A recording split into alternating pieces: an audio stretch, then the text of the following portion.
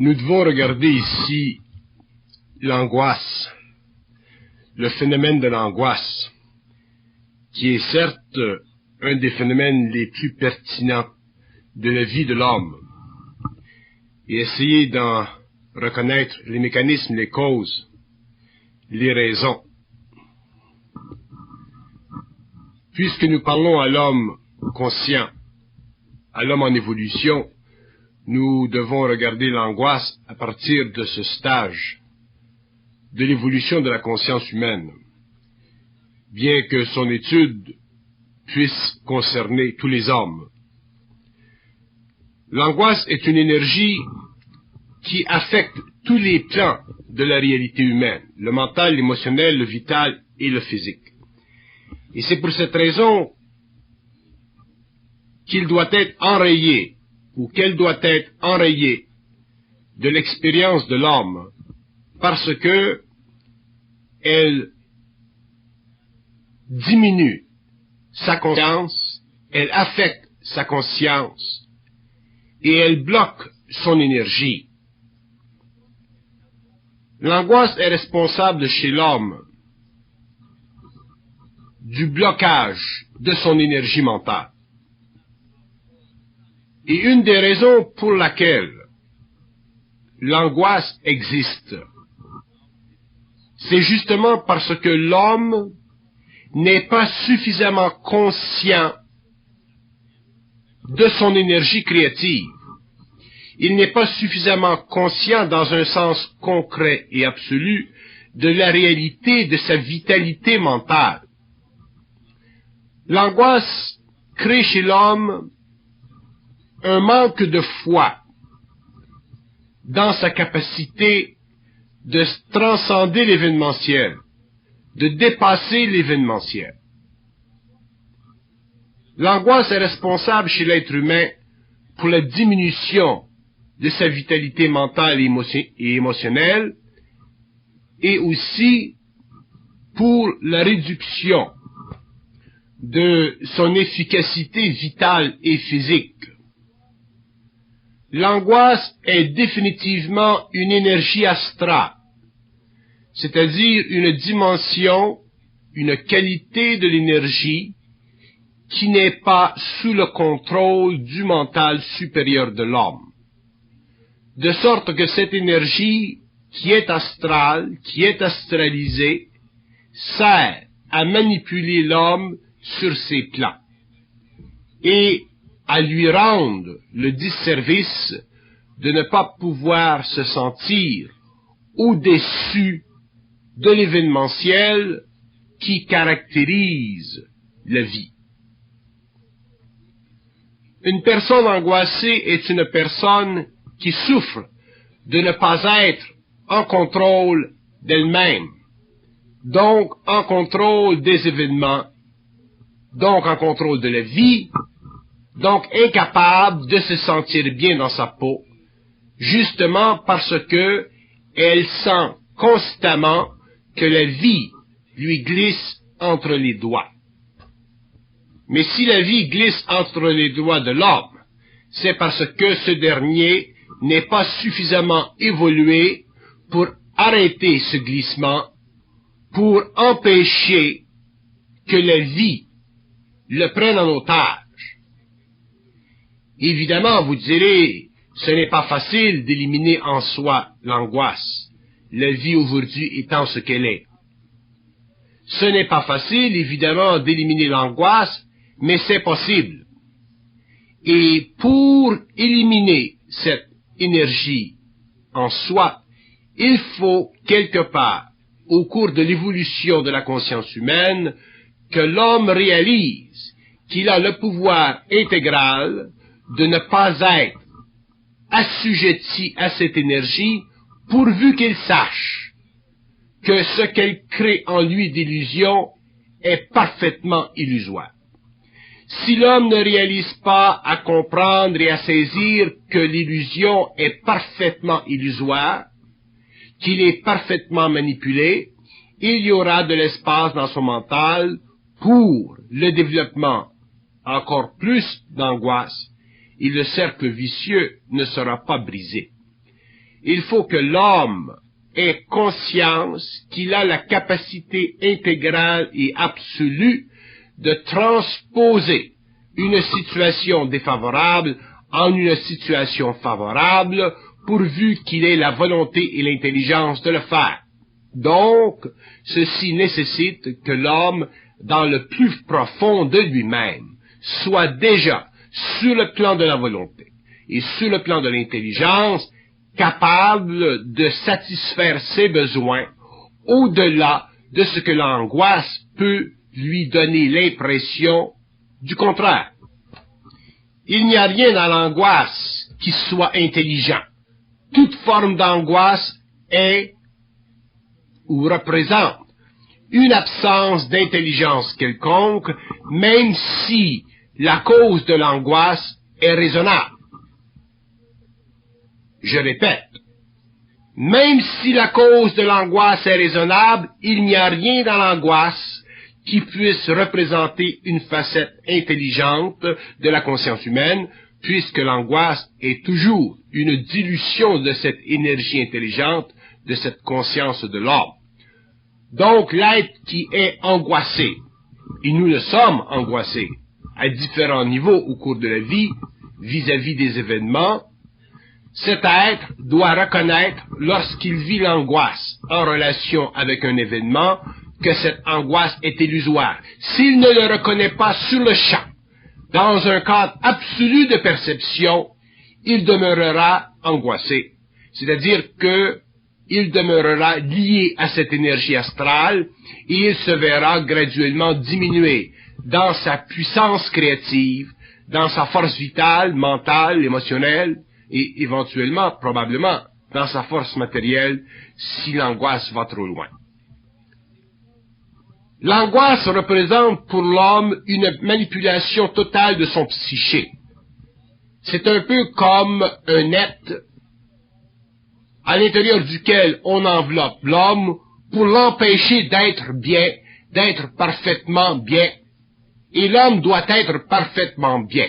Mais pour devenir parfaitement bien, il faut être capable parfaitement de contrôler, de neutraliser et d'abattre l'angoisse.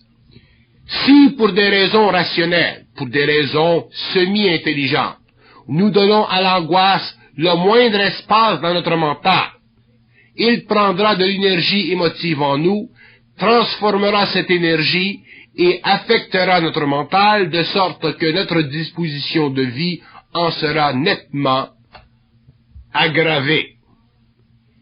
Il n'y a pas d'espace intelligent dans la conscience humaine qui puisse donner à l'angoisse une racine.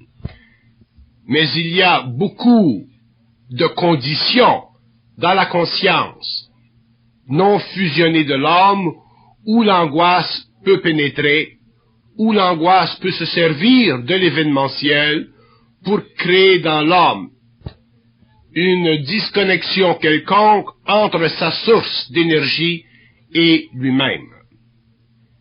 L'angoisse étant une énergie astralisée, ou de l'énergie astralisée, elle ne peut, chez l'homme intelligent évolué, prendre de la place qu'en fonction de son incapacité psychologique de traiter avec sa propre réalité. Si l'homme est capable de traiter et de prendre conscience de sa propre réalité, il est obligé de savoir sur le champ que l'angoisse est une manipulation qui fait partie de sa conscience temporairement jusqu'à ce qu'il ait éliminé complètement cette vibration. L'angoisse est une vibration qui doit être éliminée, neutralisée, mais souvent nous ne pouvons pas l'éliminer ou la neutraliser avant d'avoir contrôlé, dépassé l'impression que nous avons de l'événementiel qui la crée. Mais tout de même, il ne s'agit pas pour l'homme simplement d'attendre que l'événementiel se tasse pour que l'angoisse disparaisse. Il faut que l'homme en arrive un jour à pouvoir déraciner l'angoisse, même avant que l'événementiel apparaisse dans sa vie, qui semble en être la cause. Sinon, l'homme sera toujours à la merci des événements, il ne pourra jamais leur faire face avant le temps, c'est-à-dire qu'il ne pourra jamais avoir le pouvoir de déraciner l'angoisse qui est reliée à lui.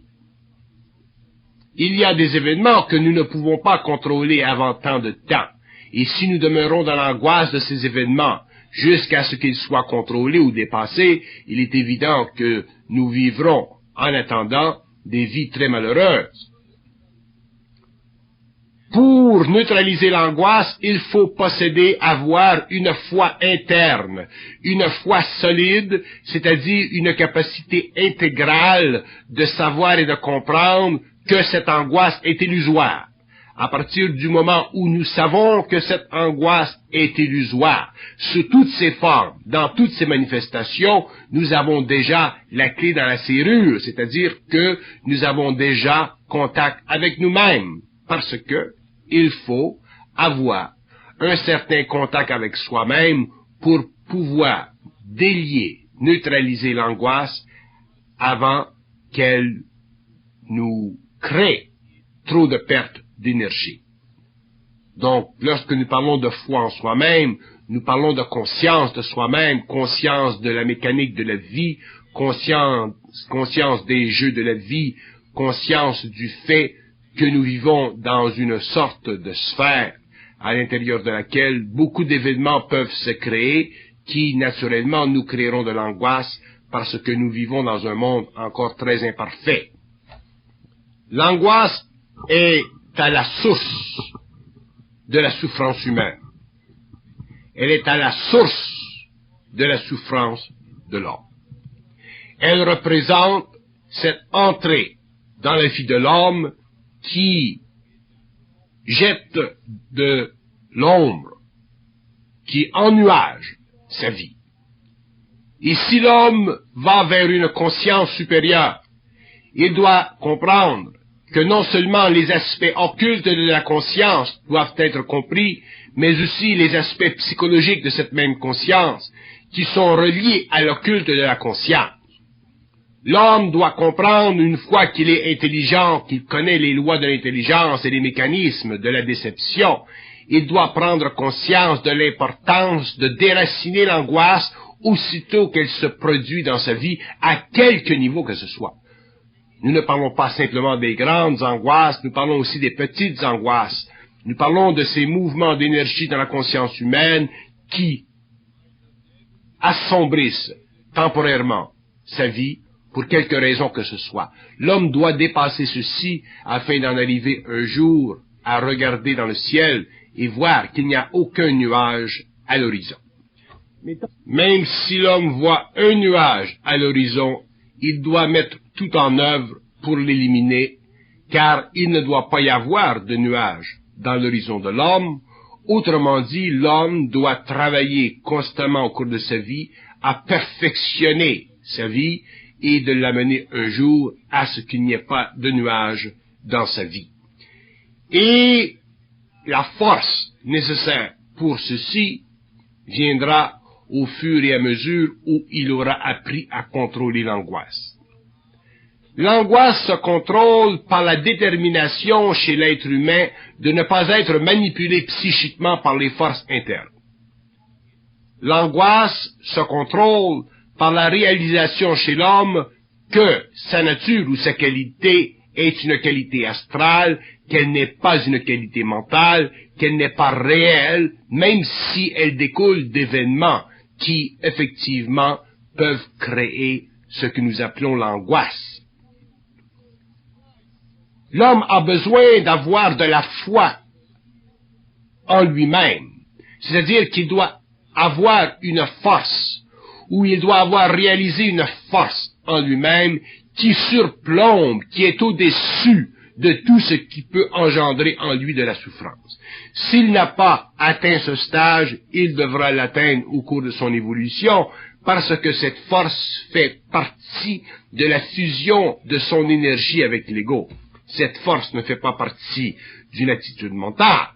Elle fait partie de la fusion de son énergie avec l'ego, elle fait partie de son unité, elle fait partie de son individualité, de son identité, elle fait partie de sa puissance, elle fait partie de sa créativité, de sa conscience supramentale, de sa supraconscience, elle fait partie de tout ce qui est en lui manifestement réel.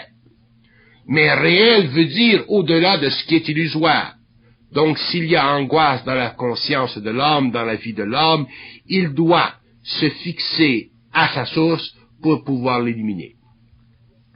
Mais si l'homme n'a pas suffisamment de foi en lui-même, c'est-à-dire que s'il ne reconnaît pas suffisamment sa connexion avec la source de son énergie, s'il n'est pas capable de prendre conscience qu'il y a en lui un réservoir infini de possibilités, il ne pourra pas relever le défi que lui offre, que lui présente l'angoisse.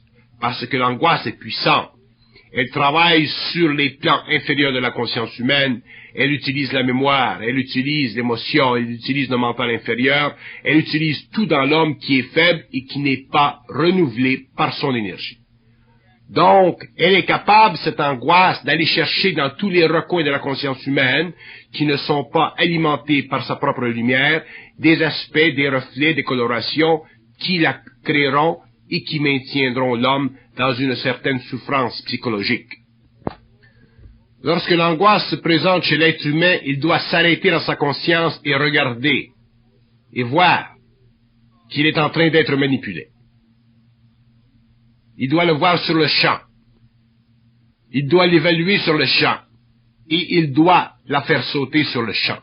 S'il n'est pas capable de la faire sauter pour quelque raison que ce soit, pour des raisons d'évolution de sa conscience, pour l'évolution de ses corps, à ce moment-là, il devra la subir, mais au moins, il l'aura évaluée, il aura pris conscience d'elle, et il saura qu'il y a quelque chose en lui qui ne tourne pas rond, pour des raisons qui ne sont pas naturelles, qui ne sont pas réelles. Donc, au lieu de subir ce qui ne tourne pas rond en lui d'une façon psychologique, il le subira d'une façon vibratoire, et éventuellement, il aura une force suffisamment grande pour ne même pas plus le souffrir sur le plan vibratoire.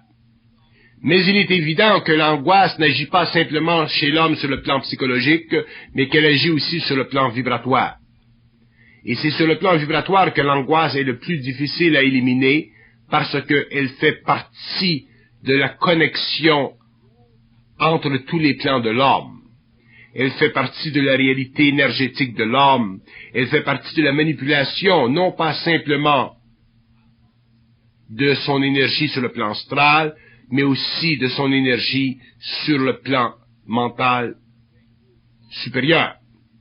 Il y a dans l'homme un ajustement qui se fait au cours de sa vie pour éliminer l'angoisse. Autrement dit, pour en arriver à une vie parfaite, il faut en arriver à un contrôle total de tous les plans de sa conscience. Et il est évident que même le double de l'homme travaille à créer en lui une forme d'angoisse en utilisant l'astralité de sa conscience pour des besoins de fusion. Et l'homme doit voir ceci parce que, non pas simplement l'astral, mais aussi le mental doit être ajusté à sa volonté et à son intelligence. Sinon, il demeure encore, non pas simplement un esclave de l'astral, mais un esclave du mental supérieur. Mais si l'homme a conscience de sa créativité, de son origine créative, de son énergie, de sa puissance, à ce moment-là, il lui sera plus facile de prendre le contrôle de l'anxiété et de ne pas se laisser assujettir par elle. Parce que derrière lui, à l'intérieur de lui, dans le fond de lui, il saura de façon absolue que l'anxiété ne peut rien contre lui. Si l'homme sait ceci, à ce moment-là, il est capable de la dépasser, il est capable de la déraciner, et automatiquement il avance dans l'expérience de l'anxiété, et un jour viendra où l'anxiété ne pourra plus faire partie de sa conscience. il aura trop de fois réalisé que lorsque l'anxiété vient, lorsque cette illusion se manifeste, il y a toujours un débouché. Ce qui crée l'anxiété, c'est l'impression chez l'homme qu'il n'y a pas de débouché dans sa vie. Et pourtant, il y en a toujours un débouché dans la vie. Parce que la vie, c'est le grand débouché. La vie, c'est le grand canal. La vie, c'est le mouvement. La vie, c'est l'infinité. Donc, ce qui crée l'absence du débouché dans la conscience humaine, c'est l'attitude mentale de l'homme vis-à-vis son anxiété, vis-à-vis la valeur qu'il y donne en relation avec la gravité de l'événementiel. Mais c'est une illusion. L'événementiel qui trouble la conscience humaine et qui crée l'anxiété sera toujours une illusion, quelle que soit sa gravité. C'est ceci que l'homme doit comprendre. Et c'est au moment où il comprend ceci qu'il commence à développer une foi en lui-même, qu'il commence à se connecter avec son énergie, et qu'ensuite tout vient en fonction de cette connexion. Mais s'il n'est pas capable de faire cette connexion, il est évident qu'il vivra l'anxiété en relation avec sa conscience psychologique, et qu'il la perpétuera sur le plan vibratoire, de sorte qu'il sera toujours esclave de son activité dans un temps ou dans un autre. L'homme doit en arriver un jour à ne pas connaître, à ne pas pouvoir connaître l'anxiété, de la même façon qu'un jour l'homme en arrivera à ne plus connaître la mémoire subjective, réflexive, qu'il connaissait durant l'évolution. L'anxiété ne fera plus partie de sa conscience, donc il sera sain sur le plan mental, émotionnel, vital et physique. Mais tant que l'homme n'est pas arrivé à ce stage d'évolution, il doit travailler à y arriver. Il doit travailler à rompre ses liens psychologiques avec la qualité mentale et émotive de l'anxiété, afin de pouvoir changer le taux vibratoire de son énergie pour que, éventuellement, il ne vive plus ou qu'il ne sente plus la vibration de l'anxiété.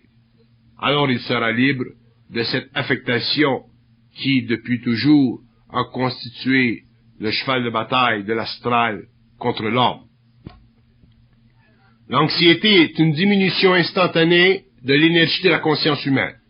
Donc elle est un bris, une rupture, une coupure avec sa source. Si l'homme n'est pas suffisamment conscient de ceci, il tombe sous le jeu de l'anxiété. Il tombe sous l'empire de l'astral et automatiquement il perd de la vitalité sur ses plans. Si l'homme est conscient, il réalise ceci.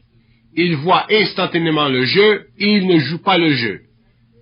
Et au fur et à mesure où il s'habitue à ne pas jouer le jeu de l'anxiété, cette anxiété graduellement cesse d'intervenir dans sa conscience parce que le taux vibratoire de ses corps automatiquement change au fur et à mesure où l'homme prend conscience de la nature, de l'astralité de cette énergie, de la nature de cette illusion, de la nature de cette manipulation, car, comme nous avons dit au début, de l'anxiété, c'est nettement et absolument de la manipulation, de sorte que l'homme ne peut jamais y mettre de la valeur à aucun niveau, pour quelque raison que ce soit.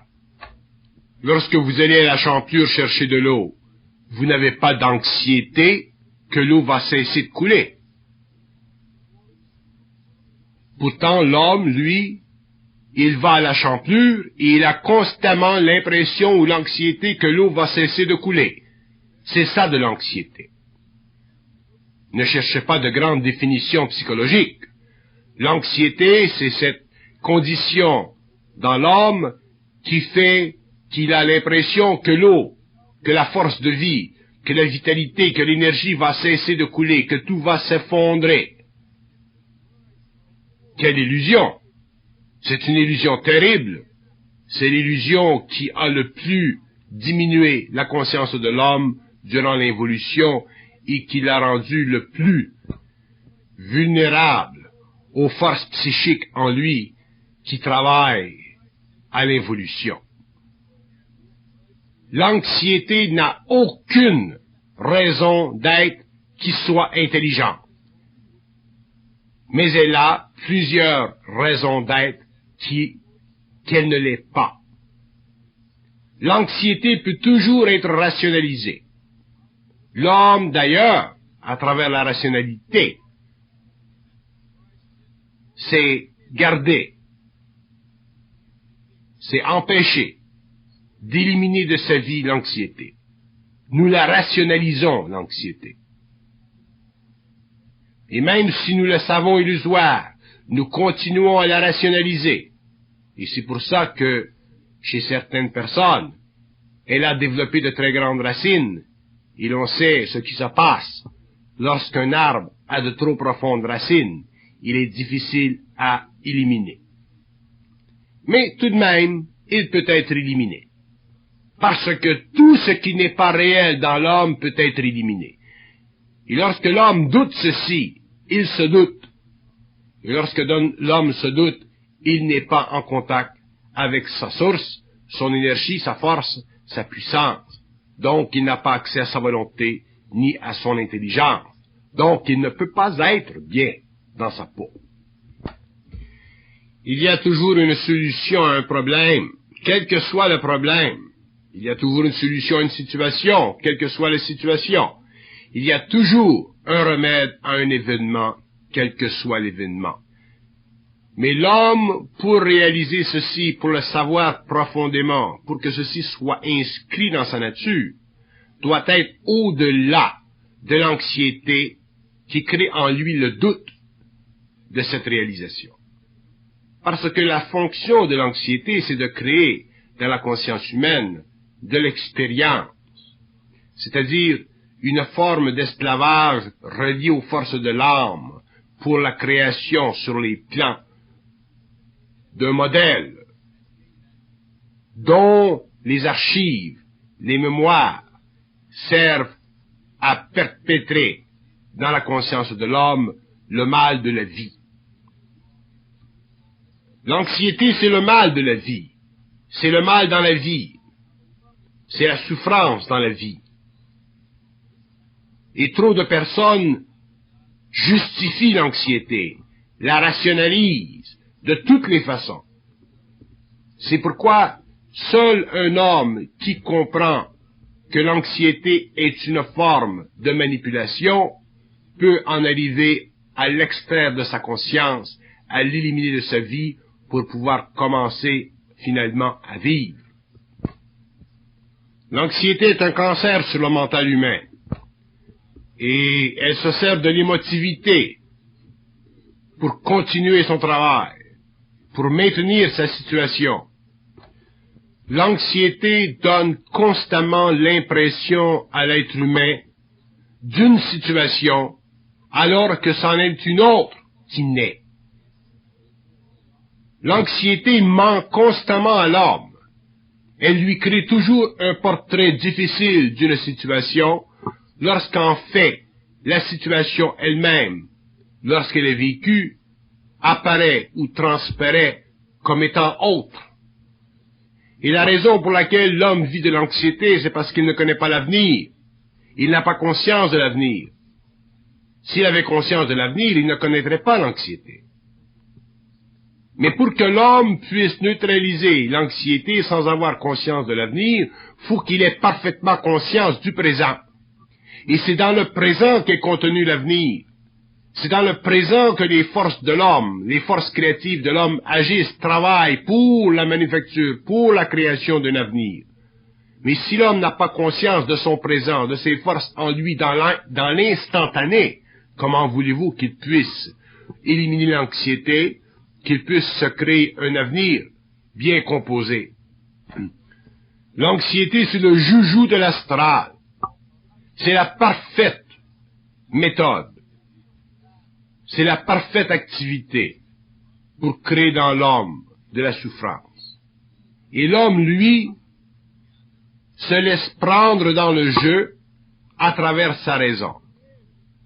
Se laisse prendre dans le jeu parce qu'il n'a pas la force, il n'a pas la présence de conscience qui lui permet sur le champ d'évaluer cette vibration et de la neutraliser, de la dépasser. Et malheureusement, plus l'être est sensible, plus l'être est délicat psychiquement, plus il est assujetti à l'anxiété parce que l'être sensible souvent n'a pas une mesure de sa force, de sa puissance. Il n'a qu'une mesure de sa relation subtile avec l'astral. Astral qui le rend sensible à travers la manipulation psychique de son moi, afin que l'anxiété puisse mieux se manifester en lui lorsque certains événements se créent qui ne font pas partie de l'ordre de sa vie. L'astral travaille toujours. L'astral travaille depuis la jeunesse de l'homme. Il établit les fondations de l'inconscience humaine. Donc, il travaille depuis très longtemps à la manufacture d'anxiété dans l'homme.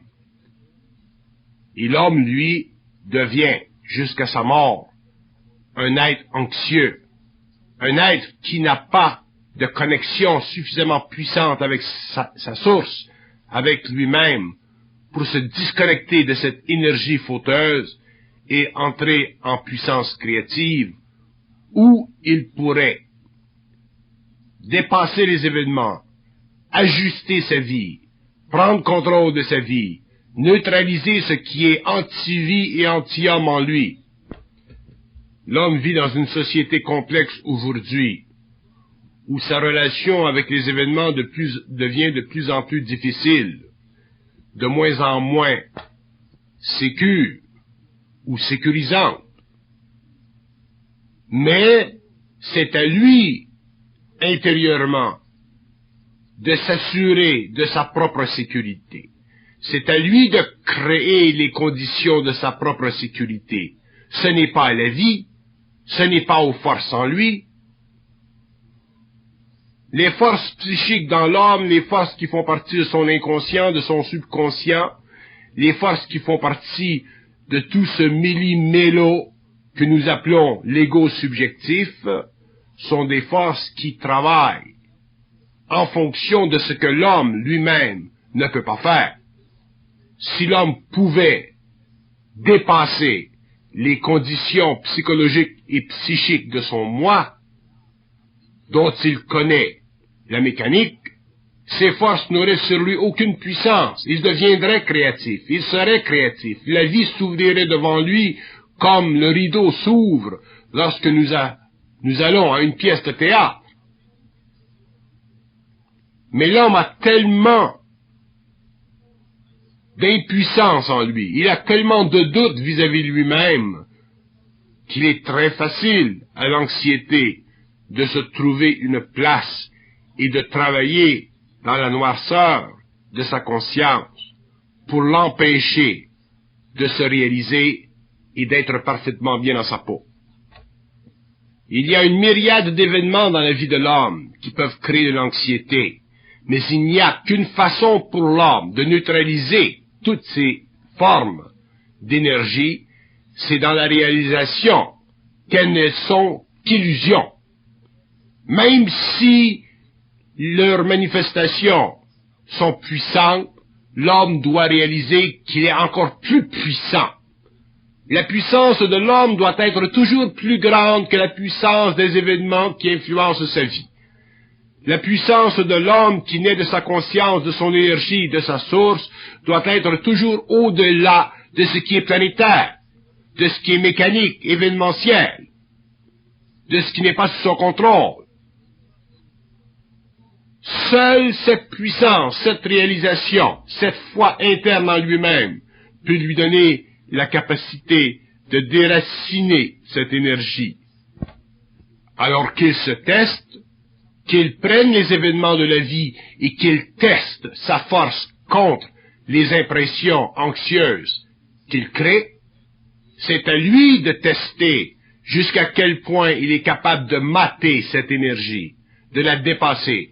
S'il ne se donne jamais de tester l'événementiel, comment voulez-vous qu'il prenne une mesure de sa force? Si l'homme n'apprend pas à utiliser les événements de sa vie pour réaliser que l'anxiété qu'il crée en lui est illusoire, il ne pourra jamais avoir une mesure profonde de ce qu'il est capable de faire contre les forces de vie qui travaillent à le diminuer et à appesantir sa conscience.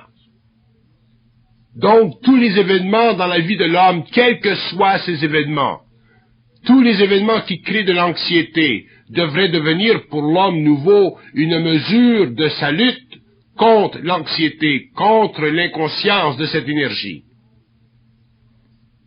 À partir de ce moment-là, l'homme pourra faire face à tous les événements et toujours sortir vainqueur de leur effet, de leurs conséquences psychologiques sur son moi, sur son mental et sur son émotivité.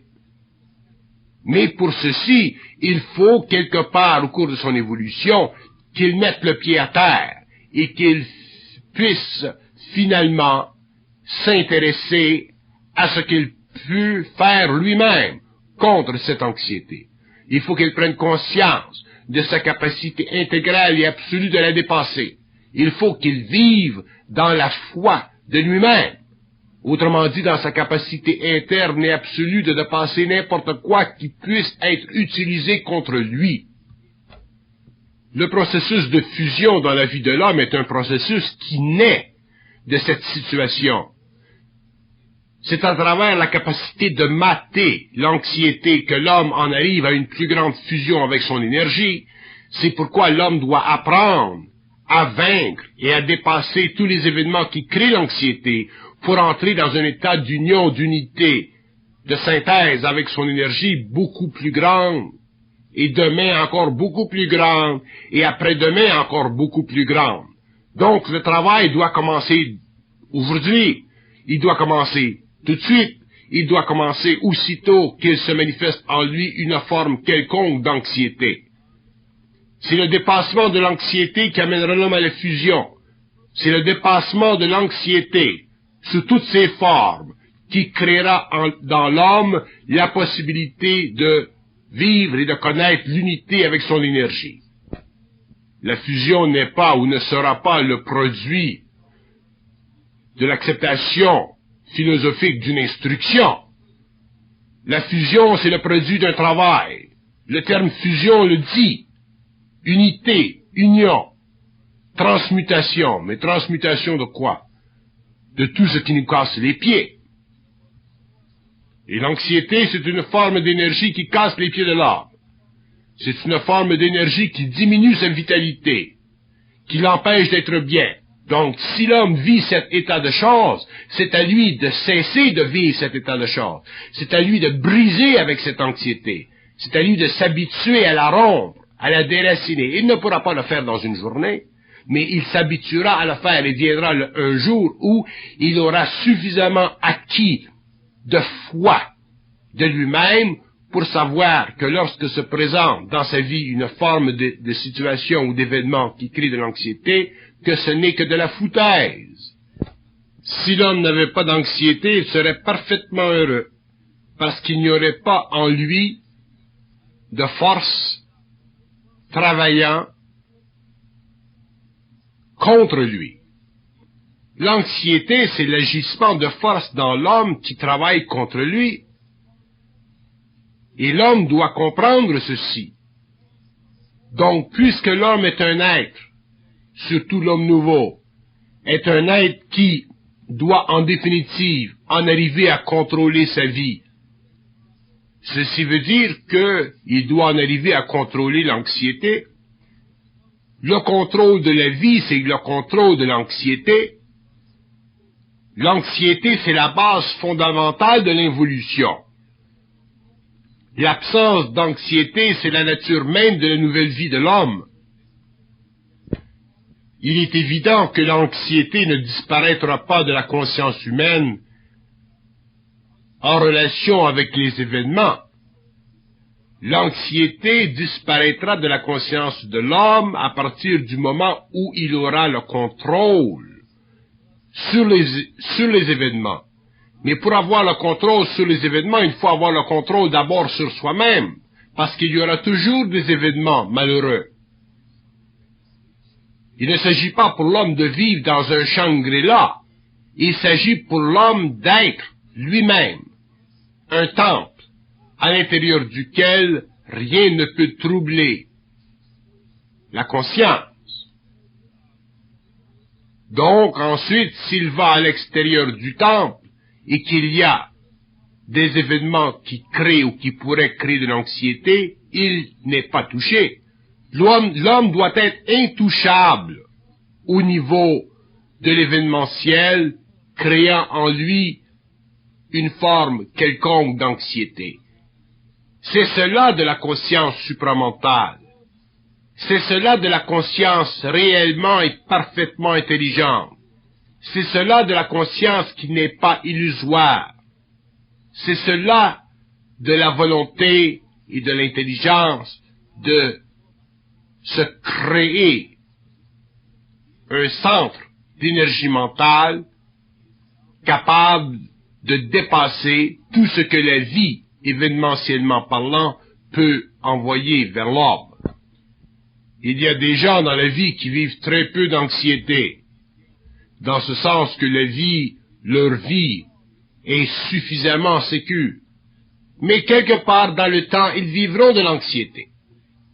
Mais ces êtres n'évoluent pas rapidement parce qu'ils n'ont pas à lutter. Tandis qu'il y a des hommes qui vivent beaucoup d'anxiété et qui sont justement dans une situation où ils peuvent épouser la lutte pour en arriver à développer une force interne puissante pour que demain leur vie soit réelle et non pas simplement fondée sur un bonheur temporaire dû à l'absence d'événements créant de l'anxiété. Être bien dans sa peau, c'est une chose permanente. Être heureux, ça ne peut pas l'être. Parce que être heureux, c'est en fonction de ce qui se passe à l'extérieur de soi. Tandis qu'être bien dans sa peau, c'est en fonction de ce que nous, intérieurement, nous pouvons faire contre ce qui se passe à l'extérieur de soi-même.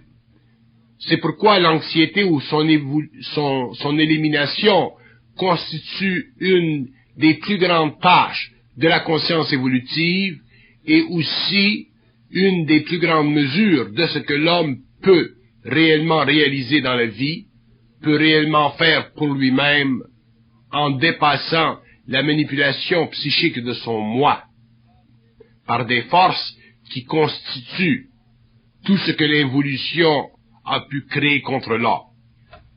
Il est très difficile à l'homme d'aujourd'hui de comprendre qu'il a la force en lui et la puissance de contrôler la vie. Pour lui, ceci est presque une énigme.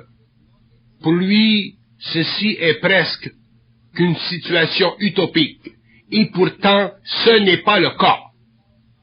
Ce n'est pas le cas, puisque l'homme est le produit d'une énergie créative puissante et d'un ego capable de faire la synthèse avec cette énergie au-delà des conditions expérimentales de sa vie planétaire. L'homme est un être en puissance, il n'est pas simplement un être expérimental. Mais pour passer de l'expérimentation à la puissance créative, il faut pouvoir ajuster son mental et son émotivité à cette énergie interne qui fait partie de sa réalité, et c'est là que l'homme en arrivera à dépasser l'anxiété créée par les événements dans sa vie. Anxiété qui sous-tend toujours une forme quelconque de manipulation, même si elle semble, en apparence, être rationnelle dans sa valeur, dans sa qualité. Comme, par exemple, lorsque nous perdons quelqu'un qui nous est cher, nous vivons une sorte d'anxiété. Mais le mental de l'homme doit aller au-delà des conditions psychologiques de la valeur du moi vis-à-vis de la mort de cet être cher pour réaliser que lui, il en est fini, il est de l'autre côté, tandis que nous, ici, nous sommes encore assujettis à des probabilités de merde.